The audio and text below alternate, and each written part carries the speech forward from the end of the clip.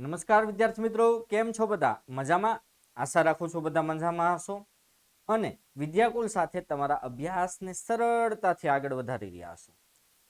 વિદ્યાર્થી મિત્રો, આજે આપણે વાત કરવાના છીએ ધોરણ 12 વિષય વાણિજ્ય વ્યવસ્થા અને સંચાલન ચેપ્ટર નંબર 5 કર્મચારી વ્યવસ્થાનો એક ટોપિક જે બહુ મહત્વનો છે અને પરીક્ષામાં અવારનવાર 5 માર્ક્સ માટે આ ટોપિક પૂછાતો હોય છે. ઓકે, તો બહુ સરળ પદ્ધતિથી, બહુ સરળ શૈલીથી આપણે સમજવાના છીએ તાલીમ અને તાલીમનું મહત્વ. બીજી એક વસ્તુ એ છે કે ભાઈ તાલીમ અને વિકાસ, આમ જોવા જઈએ ને તો તાલીમ અને આના પછીનો ટોપિક છે વિકાસ. તો આ બંને ટોપિક જોવા જઈએ તો સેમ સિમિલર જેવા છે. ઓકે, તો શરૂઆત કરીએ. તાલીમ કોને કહેવાય? તાલીમ જેને અંગ્રેજીમાં આપણે ટ્રેનિંગ તરીકે ઓળખીએ છીએ. ટ્રેનિંગ, તાલીમ. ઓકે, તો તાલીમ કોને કહેવાય? તો કર્મચારીને તેમના કાર્યના સંદર્ભમાં, જોજો શું શબ્દ વાપર્યો છે, કાર્યના સંદર્ભમાં. આ એક વ્યાખ્યા સમજી જાઓ ને વિદ્યાર્થી મિત્રો, તોય તે આગળનું લગભગ તમને છે ને ઘણું બધું ક્લિયર થતું જાય. કોઈ પણ શબ્દ, કોઈ પણ વ્યાખ્યા એક ક્લિયર થઈ જાય તો એ આખો ટોપિક છે એનું 70% તમારું ક્લિયર થઈ જતું હોય. તો કર્મચારીને હેના સંદર્ભમાં? કાર્યના સંદર્ભમાં આપવામાં આવતું સૈદ્ધાંતિક અને પ્રાયોગિક જ્ઞાન એટલે તાલીમ. જોજો વિદ્યાર્થી મિત્રો, અહીંયા શું કીધું છે? સૈદ્ધાંતિક અને પ્રાયોગિક જ્ઞાન એટલે તાલીમ. સૈદ્ધાંતિક એટલે થિયરિકલ જ્ઞાન, પ્રાયોગિક એટલે પ્રેક્ટિકલ જ્ઞાન. કોના સંદર્ભમાં? કાર્યના સંદર્ભમાં આપવામાં આવતું. એટલે કે કર્મચારી જે કાર્ય કરે છે એના સંદર્ભમાં એને જે પણ સૈદ્ધાંતિક કે પ્રાયોગિક જ્ઞાન આપવામાં આવે એને તાલીમ કહેવાય. દાખલા તરીકે કોઈ કર્મચારી છે એ હિસાબનું કાર્ય કરે છે તો એને હિસાબને રિલેટેડ, એકાઉન્ટિંગને રિલેટેડ કોઈ થિયરિકલ કે પ્રેક્ટિકલ નોલેજ આપવામાં આવે તો એને તાલીમ કહેવાય. કોઈ વ્યક્તિ છે એ દાખલા તરીકે માર્કેટિંગનું કામ કરી રહ્યો છે તો માર્કેટિંગના કામના સંદર્ભમાં એને કોઈ થિયરિકલ કે પ્રેક્ટિકલ નોલેજ આપવામાં આવે તો એને શું કહેવાય છે? તાલીમ કહેવાય. મતલબ તાલીમ કોઈ પર્ટિક્યુલર કામ માટે હોય, કોઈ ચોક્કસ કામ માટે હોય છે. પછી જાહેરાતનું કામ હોઈ શકે, હિસાબનું કામ હોઈ શકે, કે પછી વેચાણનું કામ હોઈ શકે, કોઈ પણ કામ હોઈ શકે. કોઈ પર્ટિક્યુલર કામ માટે તાલીમ આપવામાં આવતી હોય. જેવું જેનું કામ એ પ્રમાણે એને તાલીમ મળતી હોય છે. તો તાલીમની વ્યાખ્યા આપીએ, ઉપર જોયો અર્થ હતો. વિદ્યાર્થી મિત્રો યાદ રાખજો, આપણી ચોપડીમાં ઘણીવાર એવું થાય છે કે ભાઈ અર્થ અને વ્યાખ્યા, બરાબર છે, એ અલગ અલગ આપ્યું હોય. તો પરીક્ષામાં પણ જ્યારે આપણે એવું પૂછાય કે ભાઈ તાલીમનો અર્થ આપો, તો તાલીમનો અર્થ આપણે આ ઉપર મુજબ લખશું. કર્મચારીના કાર્યના સંદર્ભમાં આપવામાં આવતું સૈદ્ધાંતિક અને પ્રાયોગિક જ્ઞાન એટલે તાલીમ. અથવા તો તાલીમ એટલે શું એવું પૂછે તો પણ આપણે તાલીમનો અર્થ જ લખશું. પણ તમને જ્યારે ક્લિયરિફાય કરે કે તાલીમની વ્યાખ્યા આપો વિદ્યાર્થી મિત્રો, ત્યારે તાલીમની વ્યાખ્યા આપવાની છે કે કોઈ ખાસ ધંધાકીય કાર્યમાં કુશળતા મેળવવાના હેતુથી. કયા હેતુથી કીધું છે? ધંધાકીય કાર્યમાં કુશળતા મેળવવાના હેતુથી આપવામાં આવતું જ્ઞાન અને શિક્ષણ એટલે તાલીમ. જોજો, કોઈ ખાસ ધંધાકીય કાર્યમાં કુશળતા મેળવવાના હેતુથી જે જ્ઞાન અને શિક્ષણ આપવામાં આવે એને કહેવાય છે તાલીમ. દાખલા તરીકે વેચાણના કામમાં કુશળતા મેળવવાની છે તો વેચાણના કામમાં કુશળતા મેળવવા માટે મને કઈ રીતે વેચાણ વધી શકે, કઈ રીતે ગ્રાહકને આકર્ષવા, કઈ રીતે ગ્રાહકને આપણી ભાષામાં કહીએ તો બાટલીમાં ઉતારવા, એના માટેનું કોઈ જ્ઞાન કે શિક્ષણ આપવામાં આવતું હોય તો એને તાલીમ કહેવાય. ઓકે, તો તાલીમનો ખ્યાલ આપને 2 માર્ક્સમાં પૂછાય છે. બરાબર, વિડીયો સ્કીપ ના કરતા, કારણ કે હું શક્ય એટલા વધારે પ્રશ્નો પૂછાતા હોય ને એવા ટોપિક ઉપાડતો હોઉં છું. બરાબર છે, એટલે તમે સ્કીપ કરશો તો કોઈ મહત્વની બાબત તમારાથી રહી જાય, તમારે ધ્યાન બારી રહી જાય. એટલે એ વસ્તુ બરાબર ધ્યાન રાખજો.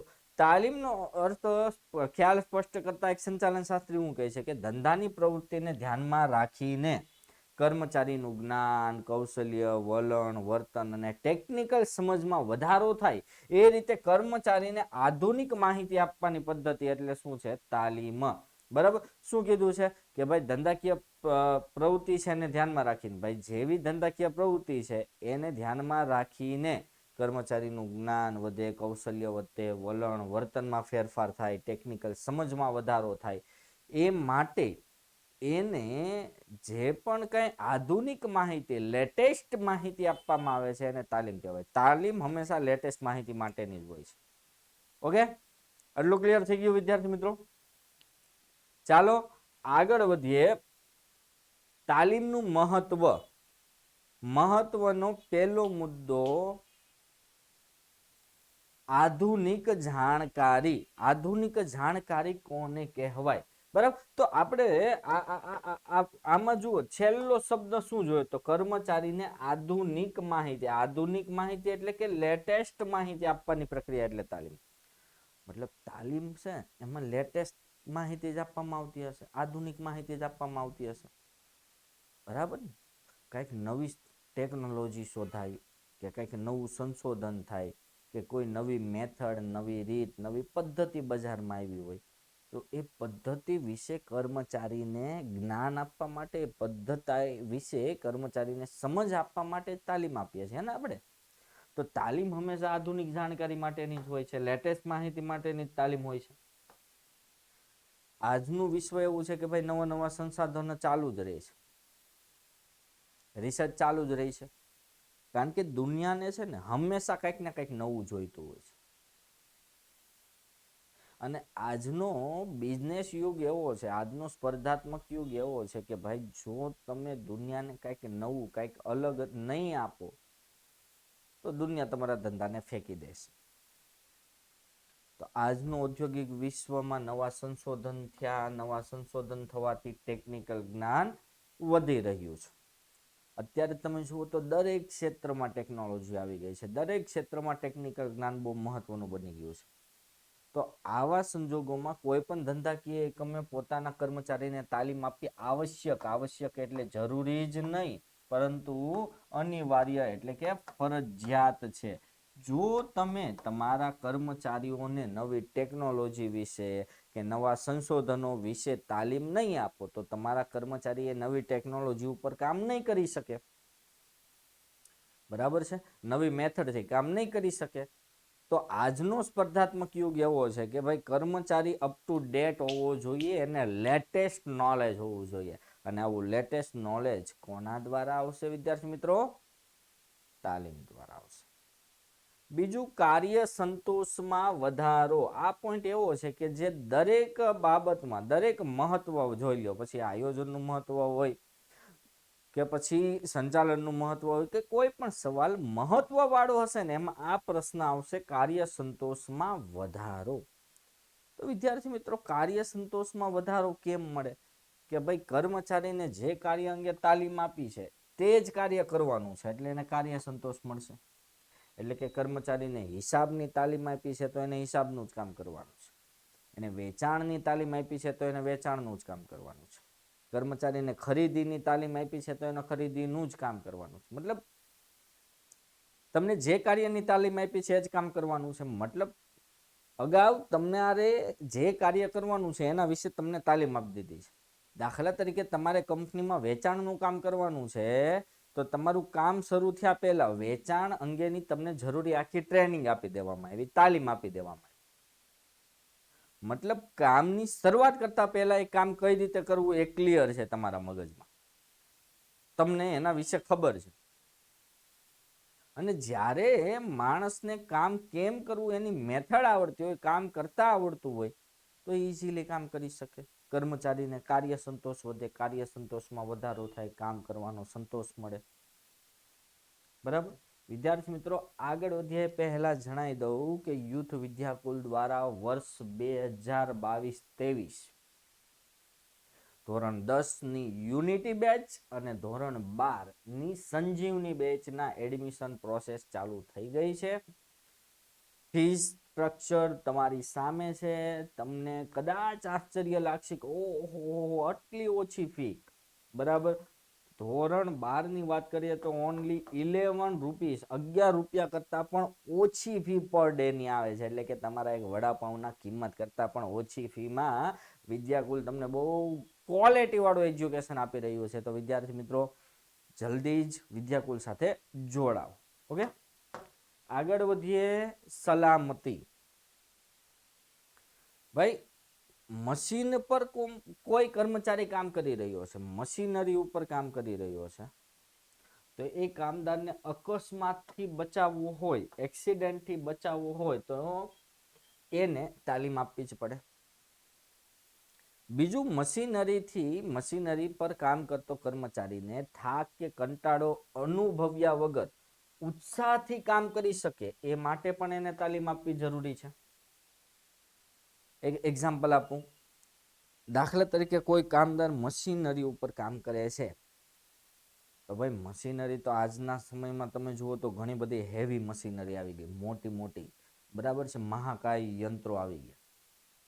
હવે આ યંત્રોમાં જો તમે કર્મચારીને યંત્ર પર કામ કેમ કરવું એની તાલીમ નહીં આપો તો શક્ય છે કે ભાઈ એ કર્મચારી અકસ્માતનો ભોગ બનવો પડે. આપણે અવારનવાર સાંભળતા હોઈએ છીએ કે ભાઈ કોઈ કર્મચારીનો યંત્રમાં હાથ આવી જવાથી હાથ કપાઈ ગયો, અથવા કર્મચારી છે એને XYZ નુકસાન થયું, એને શારીરિક ઈજા થઈ, આવું સાંભળતા હોઈએ છીએ. શા માટે એવું થાય છે?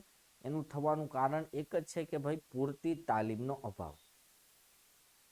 કર્મચારીને જે યંત્ર ઉપર, જે મશીનરી ઉપર કામ કરવાનું છે, જો એની પૂરતી તાલીમ આપવામાં આવે તો એ કર્મચારી છે એ પોતાની જાતને સલામત રાખી શકશે, પોતાની જાતને નુકસાન થયા વગર, ઈજા થયા વગર વ્યવસ્થિત રીતે કામ કરી શકશે. બીજું, એને ટ્રેનિંગ આપી હશે તો એને થાક ને કંટાળો નહીં આવે, થાક ને કંટાળો નહીં લાગે. હવે તમને કોઈ અજાણ્યો કર્મચારી છે જે ફર્સ્ટ ટાઈમ તમારી કંપનીમાં આવ્યો છે અને તમે એમને કહી દો હાલે ભાઈ આ મશીન ઉપર કામ કરવા લાગી જાય. હવે એ વ્યક્તિએ કોઈ દિવસે મશીન પર કામ કર્યું જ નથી, ફર્સ્ટ ટાઈમ કામ કરે છે, ને તમે એને કામ નહીં શીખવાડો તો એને થાક લાગશે, એને કંટાળો આવશે કે ભાઈ આમ મને તો કંઈ સમજ નથી પડતી, આ કઈ રીતે મશીન ચાલે. બરાબર છે? તો કર્મચારી થાક અને કંટાળો અનુભવ્યા વગર વ્યવસ્થિત રીતે, સતત રીતે કામ કરી શકે એ માટે પણ એને તાલીમ આપવી જરૂરી છે. તાલીમથી અન્ય કયા લાભ થાય? પેલું, ગુણવત્તા સુધરે. તાલીમથી વસ્તુની ગુણવત્તા સુધરે. સ્વાભાવિક વસ્તુ છે કે ભાઈ તમે કર્મચારીને ટ્રેનિંગ આપ્યું હોય તો એ ઉત્પાદનમાં ભૂલ નહીં કરે, ઉત્પાદનમાં કોઈ ખામી નહીં રાખે, એટલે વસ્તુની ગુણવત્તા સુધરશે. આવી સારી ગુણવત્તા વાળી વસ્તુ બજારમાં જશે ત્યારે એકમની પ્રતિષ્ઠા વધશે, એકમની જે આપણે કહીએ ને પાઘડી, એમાં વધારો થશે કે ભાઈ પેલી XYZ કંપનીની વસ્તુ તો બહુ સ્ટાન્ડર્ડ આવે, એમાં કંઈ કહેવા પણ જ ન હોય, બેસ્ટ ક્વોલિટીની વસ્તુ આવે, એક્સિલન્ટ ક્વોલિટીની વસ્તુ આવે, આવું થાય. કંપનીની પ્રતિષ્ઠા વધશે, કંપનીની શાખ વધશે. બીજું, તાલીમથી કર્મચારીનો માનસિક તણાવ ઘટે છે. શા માટે માનસિક તણાવ ઘટે? ભાઈ માનસિક તણાવ ક્યારે થાય માણસને? જ્યારે એને કોઈ કામ ન આવડતું હોય. બરાબર? જ્યારે કર્મચારીને કોઈ કામ ન આવડતું હોય તો એને તણાવ અનુભવે કે યાર મને કામ નથી આવડતું, આ કઈ રીતે થતું હશે મને કંઈ ખબર નથી પડતી. એને સતત સ્ટ્રેસ રહે, તણાવ રહે. પણ જો એને ટ્રેનિંગ આપી દીધી એકવાર તો એનો તણાવ ઘટશે, એનો સ્ટ્રેસ ઘટશે. કારણ કે એને કામ કેમ કરવું એની મેથડ ખબર છે, અને કામ કેમ કરવું એની મેથડ ખબર છે તો ઇઝીલી એ કામ કરી શકશે, અટવાયા વગર, ભૂલ વગર.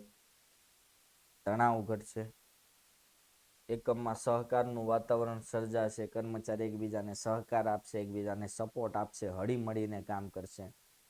કર્મચારીમાં પ્રમાણિકતા, વફાદારીનું પ્રમાણ વધે, કંપની પ્રત્યે પ્રમાણિક બનશે કર્મચારી, કંપની પ્રત્યે વફાદાર બનશે કર્મચારી. બરાબર? આમ તાલીમથી ઘણા બધા લાભ થવાના છે, અન્ય પણ ઘણા બધા લાભ થાય છે. પાંચમો મુદ્દો, નફામાં વૃદ્ધિ. તાલીમથી નફો પણ વધે. બરાબર? તાલીમથી ધંધાકીય એકમના નફામાં વધારો થાય છે. કઈ રીતે નફો વધે? જો એક સિમ્પલ આખું લોજિક હોય છે. લોજિક તમે કોઈ પણ પ્રશ્નનું યાદ રાખશો તો એની જે ડિટેલમાં જે તમે જે પ્રશ્ન વાંચવો પડે છે એટલો બધો નહીં વાંચવો પડે, લોજિક સમજવાનું છે. તાલીમથી શું થાય? તમે જ્યારે કર્મચારીને તાલીમ આપો, ટ્રેનિંગ આપો, તો ટ્રેનિંગ આપશો એટલે એનો કાર્ય સંતોષ વધવાનો છે. કઈ રીતે વધે એ આપણે મુદ્દા નંબર 2 માં જોયું, તો કાર્ય સંતોષમાં વધારો. બરાબર ને? તો તાલીમ આપશો એટલે કર્મચારીનો કાર્ય સંતોષ વધશે. બરાબર છે? તો કાર્ય સંતોષ વધે છે અને કર્મચારીને કામ કરવાનો સંતોષ મળે છે. એટલે સ્વાભાવિક વસ્તુ છે કે ભાઈ જ્યારે કર્મચારીને જે કંપનીમાં કામ કરે છે ત્યાં જ પૂરતો કાર્ય સંતોષ મળતો હોય, ત્યાં જ એને કામ કરવાની મજા આવતી હોય કે નહીં યાર મજા આવે છે આ કંપનીમાં, સંતોષ મળે છે, માણસો સારા છે, કંપનીનું વેતન દર સારું છે અને બધું બરાબર છે, ટાઈમ ટુ ટાઈમ ટ્રેનિંગ પણ આવે છે, તો કર્મચારીનો કાર્ય સંતોષ મળશે એટલે એ કંપનીમાં ટકી રહેશે. કંપની છોડીને જશે નહીં. અને કંપનીમાં ટકી રહેશે, કંપની છોડીને નહીં જાય, મતલબ કર્મચારી ફેર બદલી દર, જેને આપણે LTR લેબર ટર્નઓવર રેટ કહીએ, ઘટશે. બીજું, તાલીમને કારણે ખર્ચમાં પણ ઘટાડો થશે. કઈ રીતે ખર્ચો ઘટશે? જો કર્મચારીને તાલીમ ન આપો તો શીખાવ કર્મચારી ભાઈ કાચા માલનો બગાડ કરે, કારણ કે શીખતા શીખતા તો બગડે તે. શીખાવ કર્મચારી યંત્રમાં આમ તેમ કરતો હોય તો યંત્ર પણ બગડે. કર્મચારી શીખાવશે તો એની ઉપર સુપરવાઇઝર પણ 2-5 વધારે રાખવા પડે, એટલે એને પણ પગાર આપવાનો, એમ પણ ખર્ચો થાય. પણ જો ટ્રેનિંગ આપ્યું હોય તો વ્યવસ્થિત રીતે યંત્ર ચાલશે, કાચા માલનો બગાડ ઘટશે, કર્મચારી ઉપર સુપરવાઇઝરો બહુ ઓછા રાખવા પડશે, એટલે એને પગાર ઓછો આપવો પડશે, આમ ખર્ચો ઘટશે. ખર્ચ ઘટ્યો એટલે પડતર ઘટે, વસ્તુની પડતર ઘટે, કોસ્ટ ઘટે. પડતર ઘટે એટલે નફો વધે, તે સ્વાભાવિક વસ્તુ છે. પડતર ઘટે એટલે નફામાં વધારો થાય, નફો ઇન્ક્રીઝ થાય, નફામાં વધારો થાય. ક્લિયર? ઓકે. અને છઠ્ઠો મુદ્દો સેમ આ નફામાં વૃદ્ધિ વાળા મુદ્દાને જોવા જાય તો કનેક્ટેડ, એની સાથે જોડાયેલો છઠ્ઠો મુદ્દો છે. છઠ્ઠો મુદ્દો શું કહે છે કે તાલીમ મળે, બરાબર, અહીંયા ખર્ચમાં ઘટાડો. છઠ્ઠો મુદ્દો ખર્ચ ઘટે એટલે નફો વધવાનો છે. એટલે બે મુદ્દા જોવા જાવ તો એકબીજાને રિલેટેડ છે. એકનું લોજિક સમજાય એટલે બીજાનું લોજિક આપોઆપ ઓટોમેટિકલી તમને થોડું ઘણું સમજાય જ જાય. ઓકે, તો અહીંયા શું કહે છે કે ભાઈ તાલીમ આપો એટલે કર્મચારીની કાર્યક્ષમતા વધે. ઓકે, કાર્યક્ષમતા વધી, બરાબર. ટ્રેનિંગ આપો એટલે કાર્યક્ષમતા વધવાની છે, ઓબ્વિયસલી સ્વાભાવિક વસ્તુ છે કે ભાઈ કોઈ માણસ શીખાવ હોય તો એ માંડ શીખતા 20-25 વસ્તુનું ઉત્પાદન કરે, એની જગ્યાએ તાલીમ પામેલો હોય તો એ 100-200 વસ્તુ 500 વસ્તુ સુધીનું ઉત્પાદન કરી નાખશે. તો તાલીમથી કાર્યક્ષમતા વધે છે, એ તો ક્લિયર જ છે, કારણ કે કામ શીખાશો, શીખેલું છે એટલે ઝડપથી કરી શકવાના છો, કાર્યક્ષમતા વધવાની છે. ઓકે, કાર્યક્ષમતા વધી એટલે ઉત્પાદન વધ્યું. કાર્યક્ષમતા વધી એટલે ઉત્પાદન વધ્યું. જે કર્મચારી 100 વસ્તુનું ઉત્પાદન કરતો તો એ 200નું કરતો થશે, કાર્યક્ષમતા વધી. જે કર્મચારી 300 વસ્તુનું ઉત્પાદન કરતો તો એ કર્મચારી 500 વસ્તુનું ઉત્પાદન કરતો થશે, કાર્યક્ષમતામાં વધારો થાય. કાર્યક્ષમતા વધે એટલે ઉત્પાદન વધે. ઉત્પાદન વધે, બરાબર છે. અને આપણે બધા ઇકોનોમિક્સમાં જોઈ ગયા છે અને આપણને ખબર જ છે કે જેમ જેમ ઉત્પાદનનો જથ્થો વધતો જાય એમ સ્થિર ખર્ચ વધુ ને વધુ એકમો વચ્ચે વેચાતો જાય, એટલે કે એકમ દીઠ પડતર ઘટે છે. બીજું, તાલીમથી બગાડ ઘટે, બિનજરૂરી નિરીક્ષણ ખર્ચા ઘટે, આ બધું ઘટે. એ તો વાત કરીશ કે ભાઈ ટ્રેનિંગ પામેલા છે એટલે એની ઉપર સુપરવાઇઝર ઓછા રાખવા પડશે, કાચા માલનો બગાડ ઓછો થશે, અન્ય ખર્ચાઓ ઓછા થશે. આમ ખર્ચ ઘટે છે. તાલીમથી ખર્ચમાં શું થાય છે? ઘટાડો નોંધાય છે. ક્લિયર? સાતમો મુદ્દો કર્મચારી ફેરબદલી દરમાં ઘટાડો. તાલીમથી શું થાય? કર્મચારીનું જ્ઞાન, આવડત, કૌશલ્ય વધે. હવે જ્ઞાન, આવડત, કૌશલ્ય વધે તો આપણે બઢતી હેના આધારે આપીએ? હેના બેઝ ઉપર બઢતી આપીએ? પ્રમોશન હેના બેઝ ઉપર આપીએ? જ્ઞાન, આવડત, કૌશલ્યના બેઝ ઉપર જ આપીએ કે ભાઈ જેની પાસે સારામાં સારું જ્ઞાન, આવડત, કૌશલ્ય, પ્રામાણિકતા, વફાદારી હોય એને જ બઢતી મળશે. એટલે કે તાલીમના કારણે કર્મચારીનું જ્ઞાન, આવડત, કૌશલ્ય વધશે. કૌશલ્ય વધશે એટલે એને બઢતી મળશે. બઢતી મળે એટલે સ્વાભાવિક રીતે એની વેતન સત્તામાં વધારો થાય, જવાબદારીમાં વધારો થાય, સામાજિક રીતે પ્રતિષ્ઠા વધશે. અને આ બધું થાય તો કર્મચારી કઈ નોકરી છોડીને થોડું જવાનું છે કે ભાઈ એક તો પ્રમોશન મળ્યું, વેતન વધી ગયું, સમાજમાં પ્રતિષ્ઠા વધી ગઈ, સારો હોદ્દો મળી ગયો, તો કર્મચારી કંપનીમાં ટકી રહેશે ને ટકી રહેશે તો LTR એટલે કે લેબર ટર્નઓવર રેટ, કર્મચારી ફેરબદલી દર ઘટશે. 8મું કર્મચારીઓનો વિકાસ. બરાબર. તાલીમથી કર્મચારીનું જ્ઞાન, સમજ, આવડત, કૌશલ્ય આ બધું વધે એટલે એનો વિકાસ થાય. બરાબર ને. સિમ્પલ વસ્તુ છે, સ્વાભાવિક વસ્તુ છે કે ભાઈ કર્મચારી જ્યારે એકમની અંદર આવ્યો હોય ત્યારે બ્લેન્ક હોય, કોરી પાટી જેવો હોય, એની પાસે જ્ઞાન, આવડત, સમજ બહુ ઓછી હોય. જેમ જેમ જેમ જેમ એ કામ કરતો જાય, નવા નવા કામની તાલીમ મળતી જાય, લેટેસ્ટ નોલેજ આવતું જાય, એમ એનું જ્ઞાન, આવડત, સમજ, કૌશલ્ય વધે, એની પર્સનાલિટી ડેવલપ થાય, એનું વ્યક્તિગત વિકાસ થાય છે. ઓકે. તો વિદ્યાર્થી મિત્રો, આ હતા તાલીમના મહત્વના મુદ્દા જે એક્ઝામમાં અવારનવાર પૂછાતા હોય છે. તો વિદ્યાર્થી મિત્રો, લેક્ચર ગમ્યો હોય તો લાઈક કરવાનું અને તમારા 8-10 મિત્રો સાથે શેર કરવાનું ભૂલશો નહીં. સાથે સાથે ચેનલને સબસ્ક્રાઇબ પણ કરી લેજો, જેથી આવા જ મહત્વપૂર્ણ વિડીયોની અપડેટ્સ તમને મળતી રહે. અને અમારી સાથે આખું વર્ષ અભ્યાસ કરવા માટે, પેડ કોર્સમાં જોડાવા માટે હેલ્પલાઇન નંબર તો તમને ખબર જ છે, 9924455400. આ નંબર પર ફોન કરી તમે જોડાઈ શકો છો. વિદ્યાર્થી મિત્રો, હવે રજા લઈએ. Thank you. Have a good day.